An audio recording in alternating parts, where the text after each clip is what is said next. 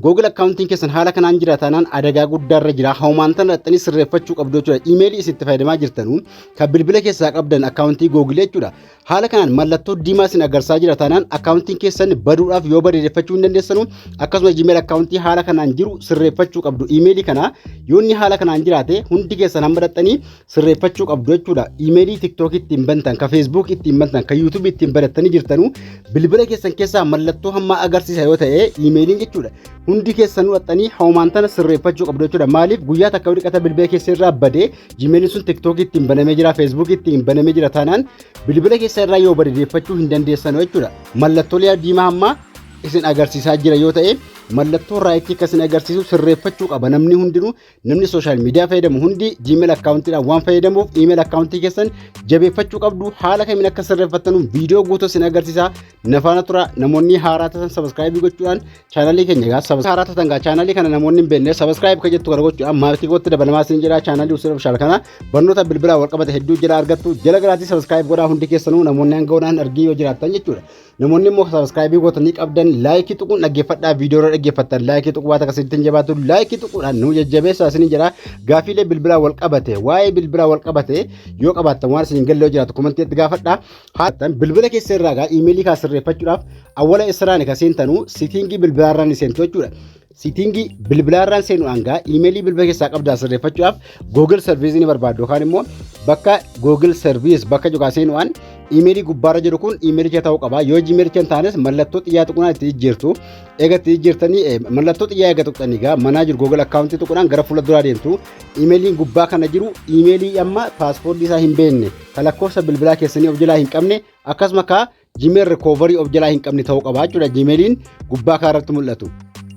Secret sign in bakka jiru kana yeroo takkan tuqxu jechuudha. Secret sign in kana keessa eega tuqxanii isingaa gubbaa kana irraa mallattoo ka raayitii gochuudhaaf ola xaa'uudhaan maal gootu awwala kan isin gochuu qabdan Gmail accountii kana paaspoortii isaa irraa jijjiiruu qabdu kan keessa yoo ta'e Gmail kun akka namni biraa hin agarree fi akkasuma Gmail accountii kana paaspoortii isaa irraa jijjiiruudhaaf bakka paaspoortii bakkeedha kana yeroo takkan tuqxu jechuudha. Paaspoortii isaa yoo beektan yoo hin beeknes irraa jijjiiruu qabdu jechuudha. Mallattoo xiyyaa eega tuqxanii haala kanaan paaspoortii eega tuqxanii haala kanaan mallattoo lama sanduuqa lama sinii baasa new paaspoortii galfattu asirratti ka awwalaa keessatti paaspoortii haaraa isa ganjallaa kana keessatti illee paaspoortii isuma gubbaatti galchitan ni galchitu jechuudha.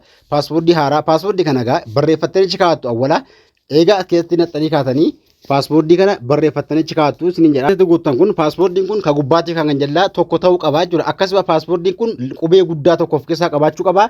Lakkoofsa of keessaa qabaachuu qaba. Qubee xiqqaa of keessaa qabaachuu qaba. Mallattoolee meeshinii adda addaa yookaan haashtaagii maslaalii of keessaa qabaachuu qaba. Jabaa akka ta'e ka 8 ol ta'e 8 gadi fayyadamtanu paaspoortiin kun ka 8 ol ta'e storage jabaa paaspoortii kan takka gimmituu hin dandeenye yookaan immoo namni gammatee paaspoortii kana baruu hin dandeenye ta'uu qaba jechuudha. Paaspoortiin as keessatti naxxan sirrii ta'uu isaa ilaaluu barbaadan bakka mallattoo kaa tuquudhaan sirrii ta'uu isaa ilaaluu dandeessu. Eega fixanii change paaspoortii bakkeetti kaa tuquudhaan gara gadiitti gaddeemtu gara fuula duraatti jechuudha. Eega itti gootanii okkulii ta'uu isaa bartanii lacheenu gara fuula duraa haala kanaa isin oofaa. Paaspoortii eega tuqxanii geessa isaatti bakkeetti kaa tuquudhaan gara fuula duraa deemtu. Isin kontinuu haala kana ol baatan continue with Google account bakkee tuqaan gara fuula duraa isin fidaa jechuudha. Asirratti hamma mallattoon kun raayitii ta'uu dhiisuu ilaaltu paaspoortii eegatti guuttanii kan namta takka raayitii ta'uu danda'a. Garuu ola xaa'uudhaan ammallee asirra inni isin sirreeffachuu qabda recover point. Recover point jechuun maal jechuudha? Lakkoofsa bilbilaa itti fayyadamaa jirtan asirratti galchitu jechuudha. Ka hamma bilbila keessaa qabdan lakkoofsa yeroo takkaaf achirra eega tuqxanii gara fuula duraa isin oofaa. Eessa isin keessa bilbila keessan keessa isin galchuu geessaa jechuudha. Bakka mistiraa asirratti yeroo takka paatanii isin gaafachuu danda'a. Yookaan immoo paatanii yoo isin gaafachuu danda'e bakka try other jettu kaa tuquudhaan yoo dhiqata paatanii isin gaafachuu dide asirratti enter your passport bakka itti kaa tuquudhaan paaspoortii hamma itti naxxanii kaatan gubbaarratti asirratti ni galchitu jechuudha. Yoo barbaadan qulfii paataniitiin gara fuula duraa deemuu dandeessu. Paaspoortiilee hamma achirratti guuttanii kaatan gaa asirratti ni gubbaarratti haaraa uummattan sana bakka kana galchuudhaan next ka jette tuquudhaan gara fuula duraa deemtu jechuudha.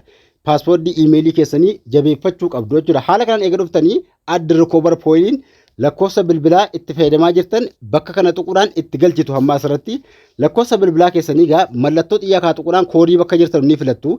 Koodii biyya keessa jirtan filachuu qabdu jechuudha. Tuquudhaan koodii hamma biyya hamma haala kanaan gaa koodii eega filattanii kaatanii next ka jettu kanatti itti guuttu jechuudha. Eega next gootanii save bakka itti ni tuqxu.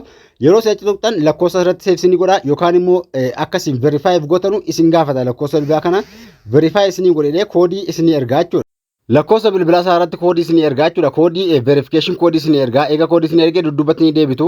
Hamma asirratti lakkoofsa bilbilaatti guunne email recovery tafaa jechuudha. Email recovery eegatti erga tuqxanii asirratti add email recover email bakka jiru kana yeroo takka ni tuqxu jechuudha. Lakkoofsa bilbilaa eega jala keessanii verification koodii isin ergaa. Koodii isin kaardiidhaaf futee itti gochuudhaan akkasuma emailiis immoo haaluma sanaan emailii takka ka bilbila keessaa qabdan ka biroo ka gubbaa jiru kana osoo hin taane adda recover gootanii jala kaawuu dandeessu jechuudha. Emailiin kun faayidaan isaa yoo emailii sun gubbaa sin jala badee ittiin argachuu dandeessu jechuudha emailii kanaan. Kanaafuu adda recover bakka jettu kaa tuquudhaan keessin emailii haaraatti naqxan. Yoo emailii haaraatti naqxan emailii gubbaa sin jala badee yookaan immoo deeffachuu barbaaddan emailii isa kanaan keessin deeffattan. Asirraa bakka adda new asirratti adda recover emailii bakka jettu tuquudhaan emailii haaraatti naqxu kabraa ka gubbaarra jiru osoo hin taane kabraa ka bilbila keessaa qabdan asirratti ni barreessitu achirra tuquudhaan.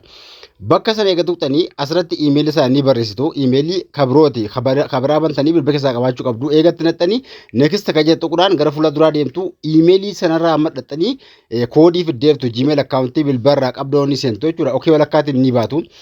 Okay walakkaatiin bahuudhaan emailii jechuun isa kanarraa Gmail isa kanarraa koodii fuutu erga keessa seentanii jechuudha. Eegee seentanii koodii sanaa ni barreeffattu yookaan immoo seefii gochuudhaan akkasumaan fiddanii bakka irratti naqxu jechuudha. Next bakka sanduuqa duwwaatti naquudhaan next ka jettanii yookaan immoo verify ka jettu tuquudhaan verify fi gootu jechuudha. Emailii sana irraa koodii hamma lacheenuu isin banee jira yookaan immoo raayitii ta'ee jira ambeekaa isin dhokse malee akka hin mul'anneef lacheenuu haala kanaan raayitii ta'ee bulee kaa'ee jira ka duraan bicaa jiru jechuudha. Inni guddaan mallee sirreeffachuu qabdan two step verification kana oonii gochuu qabdu jechuudha. Two step verification kun faayidaa guddaa qaba. Eenyummaa keessan kan ibsu daataa kan walitti qabudha jechuudha. Kanagaa karaalee hedduu ani keessin oon gochuu dandeessanu two step verification kanagaa karaa lakkoofsa bilbilaa karaa emailii karaa hedduudha. Kana viidiyoo guutuu isaan isinii qabadhee dhufa viidiyoo asitti dheerataara waan ta'eef amma two step verification kun oon ta'ee taa'uu qaba jechuudha. Yoo oon ta'ee faayidaa guddaa qaba. Abbaan fedhe emailii keessan seenuu hin danda'u. Emailii keessan abbaan fedhe cabsuu hin danda'u. Akkasuma two step verification kun YouTube dha, Facebook dha, TikTok dha faayidaa guddaa qaba oon gochuu jechuudha. Kana haala kamiin akka oon gootan viidiyoo guutuudha kan inni isin agarsiisu hamma viidiyoo sitti dheerataara. Kun waan viidiyoo dheerata waan ta'eef jechuudha. Hamma dudduubatti deebi'uudhaan mallattoon sila bicaa turte kun mallattoo raayitii yookaan samaawii keessa jirti jechuudha. Wantoota sadii sirreessine paaspoortii, point recovery fi email recovery sirreessine raayitii goonee jirra jechuudha.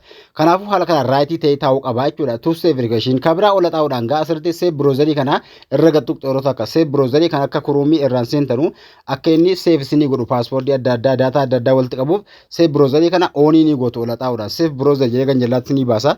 Kana oonii ni gootu jechuudha. Bilbila keessan eega kunillee faayidaa guddaa qaba. Oonii ni gootu hamma eega oonii gootanii lakkoofsa bilbilaa recovery fi point number itti guuttanii mallattoolee sanarra eega tuqxanii kun sadan raayitii ta'ee jira jechuudha. Hamma mallattoon kun bulee ta'ee jira. Haala kana keessin emailii akkasuma recovery hin qabne mallattoo samaawii isin agarsiisu sirreessuu dandeessanu. Two step verification haala kamiin akka sirreetanu viidiyoo lammataa keessatti isin agarsiisa. Barnoota emailii wal qabate ka Google, TikTok, paaspoortii waan social media waan isin gilloo jiraate komantii atti gaafadhaa isin jedha. Barnoonni har'aa asumatti dhaabata. Kutaattaan hanga walitti dhufti nagaan naa tura gaafii qabaatan komantii barreessaa isin jedha.